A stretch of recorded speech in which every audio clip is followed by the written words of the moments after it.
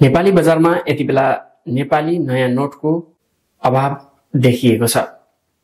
विगत 2 वर्ष यता नेपालले दशैं तिहार र नयाँ वर्षमा छाप्ने गरेका नयाँ नोटहरू अहिले भने छापेको छैन, जसको कारण अहिले बजारमा नयाँ नोटको चलन खत्तै घटेको छ।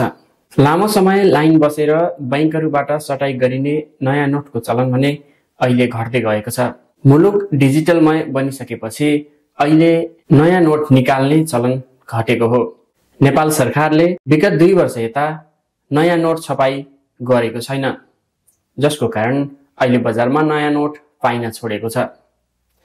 विशेष गरिकन नेपाली जनसमुदायहरूले पनि मोबाइल बैंकिङ, इन्टरनेट बैंकिङ जस्ता प्रविधिको प्रयोग गरेर आर्थिक कारोबार गर्न थालेपछि यो अवस्था आएको हो, जसबाट नेपाल सरकारको झन्डै 2 अरब बराबरको रकम जोगिएको हो।